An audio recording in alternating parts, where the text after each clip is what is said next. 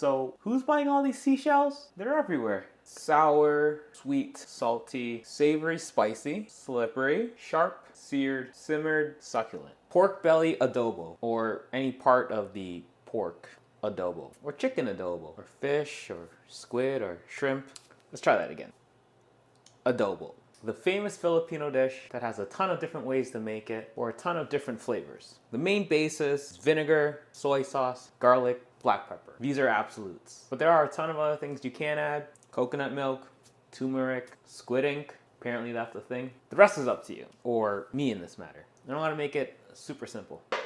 So we'll start off with about 2 pounds of your protein of choice. I got here some sliced pork belly. Typically the fattier cuts of your protein of choice will often yield better results because we're going to be braising this for a little bit. But we're going to cut this down into bite-sized pieces. That's a good bite-sized piece. Now if you're using something like chicken thigh, you really don't need to cut them into smaller pieces for once they break down in the pot, they'll basically become pull apart. So you can keep them together. But for something like pork belly, you're gonna wanna chop these down a bit. All right, once this is prepped, put this aside, get to the next. Next for our adobo braising liquid, I'm gonna be using 3/4 of a cup of white vinegar and 3/4 of a cup of soy sauce. And we're gonna need 1/2 a cup of brown sugar. This is the ratio I like to use for 2 pounds of meat. Of course, you could totally adjust this. If you want it more or less sour, adjust the vinegar, or you could try out different types of vinegars. Rice vinegar, apple cider vinegar. You can try balsamic vinegar. More or less salty, adjust the soy sauce, or change the type of soy sauce you use. More or less sweet, sugar, you get the idea. Yes. Next, our garlic, which we are going to use this whole head of garlic. Is this a lot of garlic? Yes. So we're just gonna split this in half, cut off just the root. My garlic anatomy isn't up to par. Basically, we'll just lightly smash the garlic clove, give it a little shimmy shake. Got our garlic. All right, so once we've extracted all of our garlic cloves, we're just gonna chop these down into slightly a little bit more of a manageable bite-sized piece, whether that be in half or in thirds or in quarters. Something like this would be a good size. Next, we're gonna do 2 onions sliced. Gonna go cut this lengthwise. Peel off our skin. We're going to cut these lengthwise.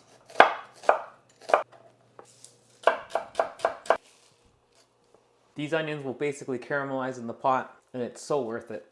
Add onions. The next, I got 4 Thai chilies here for some of that spicy kick. I believe this to be the optimal amount of spiciness for me. Of course, if you want it more spicy, add more. Less spicy, you could add less or take out the seeds, as that's where all the heat really comes from. Alright, so let's talk about the black pepper. And I do believe traditionally they use whole black peppers, which I'm not too much of a fan of. So I'm just gonna coarsely grind these in here. You want a good amount, maybe like a tablespoon of ground black pepper. Then lastly, we'll throw about 4 dried bay leaves, and that's it. We'll go over the stove and put it all together. It's really easy. All right, so now that we have everything ready, we're gonna need a vessel of your choice. Again, using this pot of mine that I really like using. You could use any pot you like. So the first step we're gonna need to do is we're gonna need to brown our meat. So we'll get this to about medium high. We'll add a little bit of oil, a tablespoon or 2. Once our oil gets preheated, let's brown some of our pork belly. Might wanna do this in stages, not to overcrowd our pot. And once we get a little bit of browning, we'll brown the rest.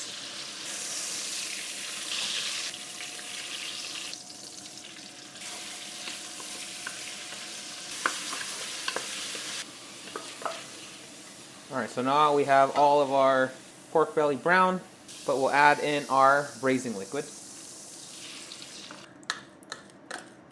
Mix that around. Then we'll add in back our brown pork belly. Then we'll add in everything else. Although, maybe you want to save the bay leaves to the end so they don't break up when we stir. It's probably a better idea. Just mix this all up. Then once everything is sufficiently mixed, we'll get our bay leaves back in. Try to get them to touch something. Try to keep everything hydrated at the level of the liquid, just underneath the level of the liquid. So we're going to bring this up to a simmer. What we're looking for are just tiny little streams of bubbles. We don't want it to be boiling erratically, out of control. So for me, on my stove with this pot, this amount, I have mine just above the low level. So once you find your level of simmer, we're gonna let this simmer for half an hour, and then we'll get back to it. All right, so it's been about half an hour now. Take a look at it. Oh yeah, well, it smells so good already. We're gonna give this a nice little mix and twist ever so gently. I'm gonna let this simmer again for another half an hour, but this time uncovered. This is gonna allow some of the moisture to evaporate off, giving us a little bit more of a syrupy sauce, which I like. So we're gonna let this go, keep it at a simmer, 30 minutes. That's it. Simple, easy. Now we reached our 1 hour mark. That's it. Super simple, super easy. Turn off for heat. Get this on a bowl of rice.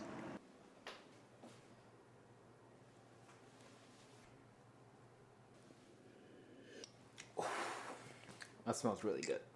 All right, so what do we eat this with? Some steamed white rice, always. My trusty rice cooker here. Some rice. You're gonna wanna scoop this all up. Oh, look at the onions. Oh, yeah. Then always add some cilantro, a little green. Makes things always look nice and adds a little bit of freshness.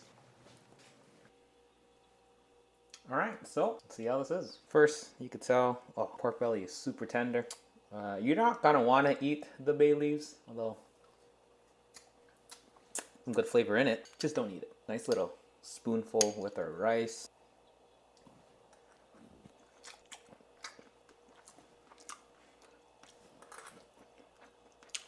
Here, grab a hunk of garlic and look at the onion. Nicely caramelized. Man, oh man. Perfect amount of spicy. This has everything. You got that sourness from the vinegar, salty and umami from the soy sauce, a nice sweetness to it, balances it out really well. Garlic and the onion and the chilies, all on top of rice. Rice just elevates everything else. The best thing about adobo is when we leave it as leftovers, it tastes way better. Something about putting in the fridge and letting all the flavors meld. Meld is that the word? That always sounds so strange.